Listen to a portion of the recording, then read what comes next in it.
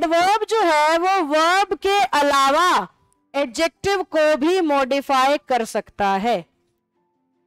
Adverb verb के अलावा और किस में ऐड कर सकता है? एडजेक्टिव में भी ऐड कर सकता है। एडजेक्टिव का मतलब होता है विशेषता, नाउन या प्रोनाउन की। वो शब्द जो नाउन या प्रोनाउन में कुछ ऐड करें उन्हें इंग्लिश क्या कहती है? एडजेक्टिव। वो शब्द जो किस में ऐड करें? नाउन और प्रोनाउन में, वो क्या कहलाते हैं? और जो एडजेक्टिव में भी मॉडिफिकेशन कर दे वो क्या है? जो एडजेक्टिव में भी मॉडिफिकेशन कर दे वो क्या है? जो एडजेक्टिव को भी सुधार दे वो क्या है? एडवर्ब। जो एडजेक्टिव के भी आगे लग सकती है वो कौन है?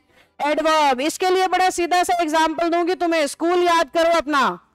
किस किस को नोटबुक में मिला है स्कूल में? हाथ उठाओ। मुझे भी मिला है भाई, मैं पढ़ाकू बच्चा होती थी जब मैं नन्ना मुन्ना बच्चा होती थी।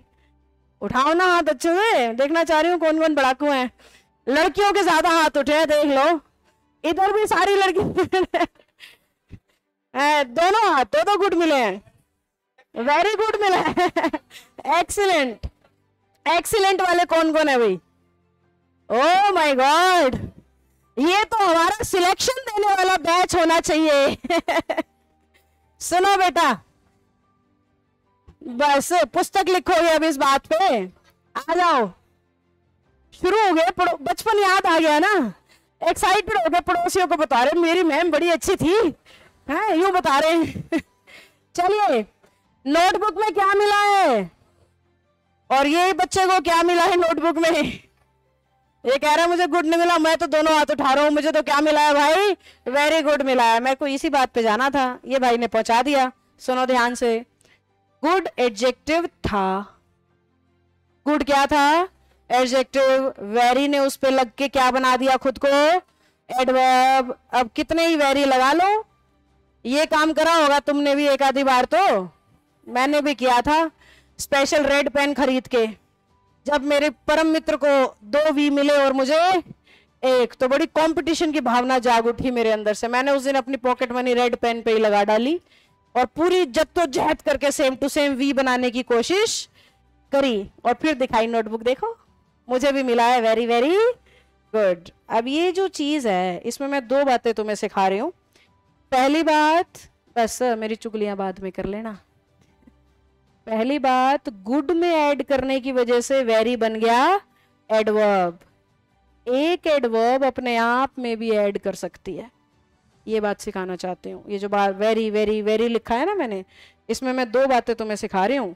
एडवर्ब वर्ब को तो मॉडिफाई करती है, एडवर्ब एडजेक्टिव को भी मॉडिफाई करती है, और एडवर्ब अपने आप को भी मॉडिफाई करती है। इंग्लिश में ना ये एकमात्र ऐसा पार्ट्स ऑफ स्पीच है जो 2, 3, 5 कितने ही साथ साथ लिख दो गलत नहीं होते। 2 नाउन तुम एक साथ नहीं लिख सकते, 2 प्रोनाउन भी एक साथ नहीं लिख सकते, लेकिन वेरी वेरी वेरी गुड सुना होगा। थैंक यू सो मच, सो और मच भी क्या है? बिल्कुल एक साथ हैं। तो एक एडवर्ब दूसरे के साथ आ सकती है, यानी एक एडवर्ब अपने आप को भी मॉडिफाई कर सकती है। तो अल्टीमेट हम कौन सी डेफिनेशन पे पहुंच गए भाई? एडवर्ब 3 चीजों को मॉडिफाई करती है। पहली बताओ, वर्ब को, जोर से बताओ। दूसरा और तीसरा, एडवर्ब वर्ब को मॉडिफाई करेगा, एडजेक्टिव को मॉडिफाई करेगा और खुद को। खुद को से हमारा मतलब है एडवर्ब को भी। तो एडवर्ब की अल्टीमेट डेफिनेशन इन तीनों में से किसी को भी मॉडिफाई कर रहा है तो इंग्लिश क्या मान लेगी? क्रिया विशेषण। क्या ये बात समझ में आ गई? सभी को आ गई? पक्की बात है। अब वो डेफिनेशन जो तुम्हारे पेपर में काम आएगी, ये वो डेफिनेशन है जो तुम्हें ज्यादातर बुक्स में मिलेगी। अब मैं वो डेफिनेशन बता रही हूं जो तुम्हें एग्जाम में काम आएगी। ध्यान से मेरी बात सुनना। पूरी इंग्लिश में नाउन और प्रोनाउन को छोड़ के, नाउन और प्रोनाउन को छोड़ के एडवर्ब किसी को भी मॉडिफाई कर सकता है। आपके जो डेफिनेशन काम में आएगी वो ये कह रही है कि नाउन और प्रोनाउन को छोड़ के एडवर्ब को कहीं भी लगाया जा सकता है, यानी वो किसी भी पार्ट्स ऑफ स्पीच को मॉडिफाई कर सकता है। सिर्फ 2 को नहीं करता। पहला कौन सा? नाउन, और दूसरा कौन सा? प्रोनाउन, यानी कि एडवर्ब एडजेक्टिव को भी मॉडिफाई कर देता है, एडवर्ब वर्ब को भी करता है, कंजंक्शन को भी करता है, प्रेपोजिशन को भी कर सकता है। तो हमारे को अल्टीमेट डेफिनेशन ये कहती है नाउन प्रोनाउन को छोड़ के किसी भी चीज को मॉडिफाई कर सकते हो तुम, किसकी मदद से? एडवर्ब की मदद से। क्या हमें समझ में आ गया? श्योर हैं? एडवर्ब की डेफिनेशन पे मैंने इतनी ताकत इसलिए लगाई है क्योंकि एक बच्चा इसके एरर कर ही नहीं सकता जब तक इसको परिभाषा का एहसास नहीं है। जब तक आपको एडवर्ब का सही मतलब नहीं पता है ना, आप कितने भी रूल याद कर लेना, आपसे सही सवाल हो नहीं पाएगा।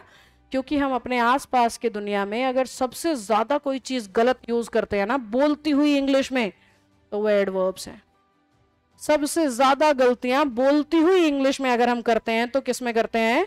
एडवर्ब्स में। क्योंकि बोलती हुई इंग्लिश में सामने वाले को समझ में आना चाहिए ग्रामर के रूल सही हो या ना हो। अगर बात समझ में आ रही है तो हम मान लेंगे कि बात सही है। मुंह में फ्लो से निकल रही है, जची हुई लग रही है, तो भी हाँ भाई ठीक है, बोल तो रहा है ना। गलत हो, शलत हो, टूटी हो, फूटी हो, बोल तो रहा है। तो स्पोकन की बात अलग हो जाती है नियमों के मामले में। लेकिन तुम्हारा जो एग्जामिनर है उसको बोलने वाला चाहिए ही नहीं, उसको क्या चाहिए?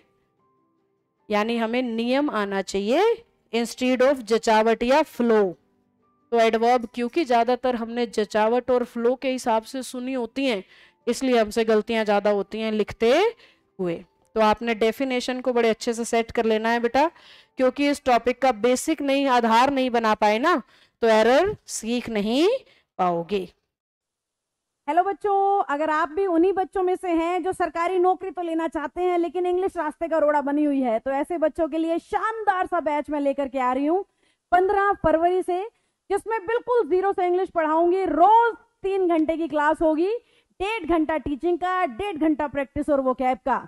अब की बार लड़ाई लड़नी है इंग्लिश से, तो 15 फरवरी को आना मत भूलना।